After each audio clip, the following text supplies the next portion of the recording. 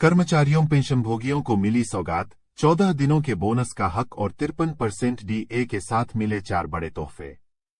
भारत में केंद्रीय कर्मचारियों को विभिन्न वित्तीय लाभ प्रदान किए जाते हैं, जिसमें वार्षिक इंक्रीमेंट और दिवाली बोनस शामिल है। वहीं पेंशनभोगियों को ये लाभ उपलब्ध नहीं थे। हालांकि हाल की नीतियों में उनके लिए कुछ महत्वपूर्ण बदलाव और अनुकूलन किए गए हैं, जो उनकी आर्थिक स्थिति को मजबूती प्रदान करेगी। सबसे पहले भारत सरकार के अधीनस्थ विभाग DOPPW ने यह आदेश जारी किया है कि पेंशनभोगियों को अब हर महीने की 25 तारीख को पेंशन का भुगतान किया जाना चाहिए। यह नीति पेंशनभोगियों को समय पर वित्तीय सहायता प्रदान करने का एक महत्वपूर्ण कदम है और यह सुनिश्चित करेगा कि बैंकों की ओर से किसी भी प्रकार की देरी पर कड़ी कार्रवाई की जाएगी। दूसरा, रेलवे से सेवानिवृत्त कर्मचारियों, जिनकी उम्र 70 वर्ष या उससे अधिक है, को अब एसी कोच में यात्रा के दौरान एक सहायक को साथ ले जाने की अनुमति होगी। इससे पहले ये सहायक केवल स्लीपर क्लास में ही यात्रा कर सकते थे। यह बदलाव पेंशनभोगियों को अधिक सुविधा और सम्मान प्रदान करेगा। तीसरा, पेंशनभोगियों को एक और बड़ी राहत तब मिली जब केंद्रीय कैबिनेट ने महंगाई भत्ते DA में वृद्धि का ऐलान किया। इस वृद्धि से पेंशनभोगियों की मासिक आय में सुधार होगा, जिससे उन्हें बढ़ती हुई महंगाई का मुकाबला करने में मदद मिलेगी। चौथा, भारत पेंशनभोगी समाज की मांग पर विचार करते हुए केंद्र सरकार ने उन्हें भी बोनस का हक दिया है। यह निर्णय उन्हें सम्मान और आर्थिक सहायता प्रदान करता है, जिससे वे भी कर्मचारियों के समान लाभों का आनंद ले सके। इन नवीनीकरणों के साथ पेंशनभोगियों की वित्तीय स्थिति और जीवनशैली में सुधार होने की संभावना है। ये बदलाव न केवल उन्हें अधिक वित्तीय सुरक्षा प्रदान करेंगे, बल्कि उन्हें समाज में उचित सम्मान और पहचान भी दिलाएंगे। ये सुधार पेंशनभोगियों को उनकी सेवाओं के लिए उचित पुरस्कार और समर्थन प्रदान करते हैं, जो उन्होंने अपने कार्यकाल के दौरान देश के लिए किया है। साथ ही इस सरकारी योजना में निवेश से अर्जित करें 3,000 रुपये मासिक पेंशन, जाने आवेदन की शर्तें और प्रक्रिया। भारत सरकार द्वारा विभिन्न सामाजिक सुरक्षा योजनाओं के माध्यम से देश के नागरिकों, विशेष रूप से किसानों और मजदूरों की सहायता करने का एक बड़ा प्रयास किया जा रहा है। इनमें से एक प्रमुख योजना है प्रधानमंत्री श्रम योगी मानधन योजना, जो खासकर असंगठित क्षेत्र के श्रमिकों को लक्षित करती है। यह योजना श्रमिकों को 60 वर्ष की उम्र के बाद 3,000 रुपये की मासिक पेंशन प्रदान करने का वादा करती है। यह योजना विशेष रूप से उन श्रमिकों के लिए डिजाइन की गई है जो अस्थिर आय का सामना करते हैं और जिनके पास पारंपरिक पेंशन योजनाएं नहीं होती। यह योजना श्रमिकों को वित्तीय सुरक्षा प्रदान करती है और उनकी सेवानिवृत्ति के बाद की जिंदगी को आर्थिक रूप से सुरक्षित बनाती है। इस योजना में श्रमिक और सरकार दोनों ही योगदान करते हैं। जैसे अगर कोई श्रमिक इस योजना में 100 रुपये योगदान करता है, तो सरकार भी इसी राशि को बराबरी से योगदान देती है। यह दोहरा योगदान न केवल सहभागिता को बढ़ावा देता है, बल्कि यह भी सुनिश्चित करता है कि श्रमिक अपनी और सरकार की ओर से किए गए योगदान का दोहरा लाभ उठा सके। इस योजना में शामिल होने के लिए व्यक्ति की उम्र 18 से 40 वर्ष के बीच होनी चाहिए।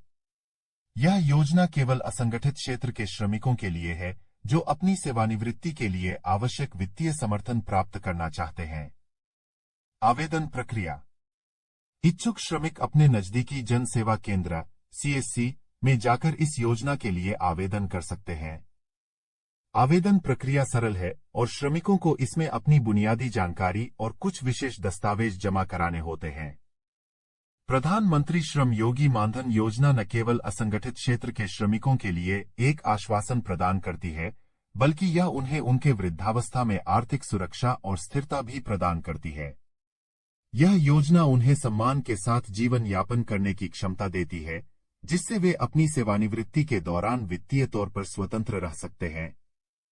साथ ही एक और बड़ी खबर निकल कर आ रही है। पेंशनधारकों और सीनियर सिटीजन के लिए 7 बड़ी खुशखबरी, पेंशनधारकों को मिला शानदार तोहफा। क्या आप सरकारी कर्मचारी थे और अब रिटायर हो चुके हैं, या आपके घर में कोई पेंशनभोगी या सीनियर सिटीजन है, तो आपके लिए यह बहुत ही महत्वपूर्ण खबर है। हाईकोर्ट से पेंशनधारकों के लिए बड़ी राहत की खबरें भी आई हैं। इसके साथ ही मई महीने की पेंशन के साथ केंद्र सरकार ने कई नियमों में बदलाव किया है। आइए इन खबरों पर एक नजर डालते हैं। यदि आप पेंशनभोगी या सीनियर सिटीजन हैं, तो आपके लिए खुशखबरी है। अब किसी भी उम्र का व्यक्ति हेल्थ इंश्योरेंस पॉलिसी खरीद सकता है।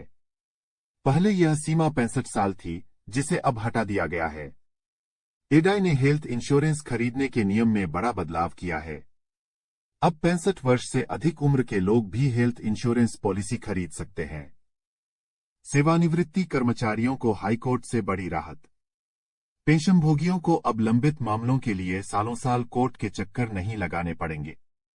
पंजाब और हरियाणा हाईकोर्ट ने आदेश दिया है कि अब सेवानिवृत्ति और पेंशन से संबंधित मामलों की सुनवाई रोज होगी और इनका निपटारा भी रोज किया जाएगा। यह आदेश हाईकोर्ट के जस्टिस गुरप्रीत सिंह ने जारी किया है। इलाहाबाद हाईकोर्ट से पेंशनधारकों को बड़ी खुशखबरी। इलाहाबाद हाईकोर्ट ने पेंशनधारकों को राहत देते हुए आदेश दिया है कि गलत वेतन भुगतान के आधार पर ग्रेच्युटी से काटी गई राशि को 6% ब्याज के साथ वापस किया जाए। सुप्रीम कोर्ट के फैसले के आधार पर यह आदेश दिया गया है और इसे 1 महीने के भीतर लागू करने का निर्देश दिया गया है। हिमाचल हाईकोर्ट का तोहफा।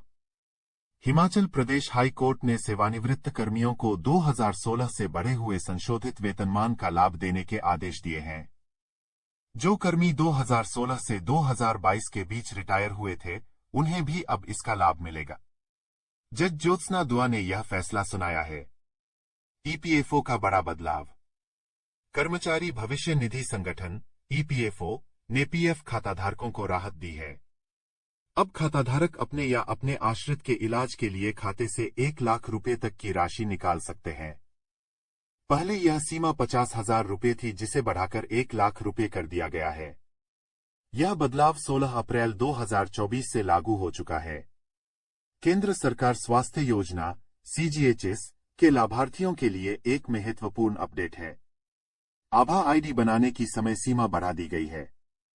अब आपको सितंबर 2024 तक आभा आईडी नंबर बनवाना होगा और अक्टूबर 2024 तक सीजीएचएस आईडी को आभा आईडी नंबर से लिंक करना होगा।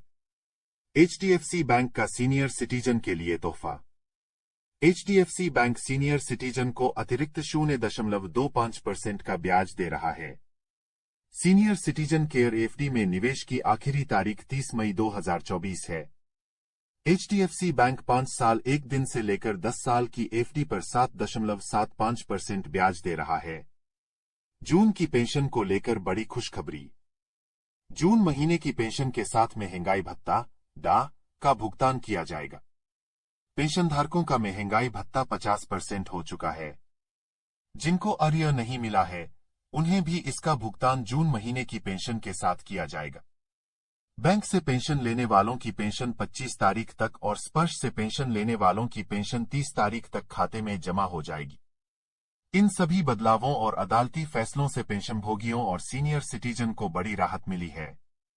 यह महत्वपूर्ण है कि आप सभी अपडेट्स पर नजर रखें और अपनी सुविधाओं का सही तरीके से लाभ उठाएं।